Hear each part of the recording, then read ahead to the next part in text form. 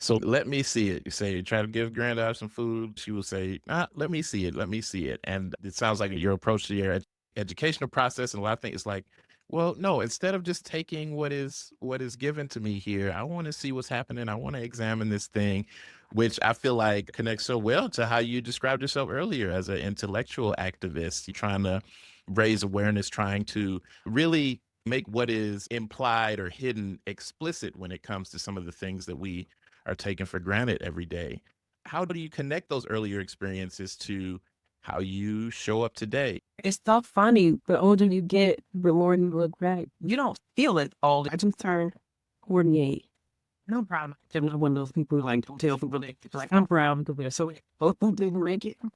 That's right. When you look back, you'll feel like I like just graduated from high school. So from that vantage point, when you ask me the question, like, how do those things, I still feel like in many ways I am that same little girl. I am that same teenager that is wading through, but has figured out that some of the things that I carried with me throughout my life actually work for me and don't change them. This is part of your superpower. Like, keep that with you. And then refining some of the other things. But I would say that the way in which my earlier experiences, the way in which those elements ignited and were tested over my life and my approach had to do with honoring myself. If it was a journey to get there, but learning how to love myself and be in a practice of loving myself, because at every turn you're discounted, right? Whether it's Mm. 3 years old, wanting to play with someone whose parent may not have felt like I was worthy, my family community was worthy of the playmates or whatever the case may be, to having a school counselor tell me, your teen mom, you should just go get a job. Don't worry about going to college. Or going into this large foundation as a 26-year-old and being given opportunity that I never imagined with people and leaders across the country and the world, which I never imagined. And being able to take that level of authenticity, like something about the 4-year-old experience let me know really quickly, like, wait a minute, I'm going to stand in this. There's nothing wrong with me just the way I am. I think Mm. that's how I stand in this unapologetic, consistent, like, this is who I am no matter where I'm not changing. I'm turning myself into a pretzel so that someone else can be comfortable with me, so that someone else is not intimidated by my passion, so someone else isn't intimidated by my intelligence, which I get. Someone isn't intimidated. Now, this is one that was given to me that they tried to stick on me that I threw off. But I will say, because I had an experience where a woman once said to me, you think you got the position because of the way you look. And I was like, what do you mean? What do you mean the way I look? Right. What do you mean? And I'm not one of those, I can be in the background for them, just doing my work. And I think that comes from my upbringing too. I had a fierce, amazing grandmother who was now an ancestor, and I believe an active ancestor in my life, a righteous ancestor in my life. I canceled this with you partly because I'm an introvert, partly because I had defense coming up, and because like you don't really supposed to talk about yourself like that.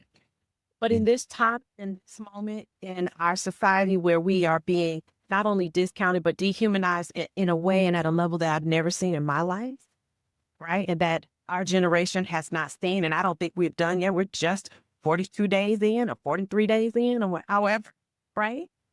In this time and in this space, I feel the need and I feel called to remind us of who we are, how we are, and how we made it to this Mhm. place. Done this before, and none of it will change who we are if we're intentional.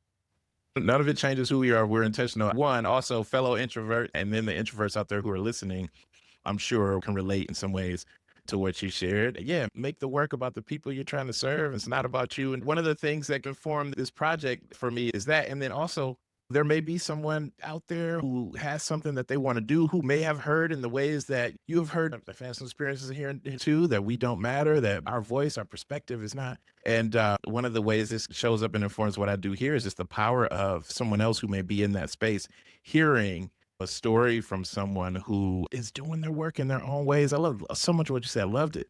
I'm okay with being in the background, and I definitely be in the background. Talking in front of people and stuff.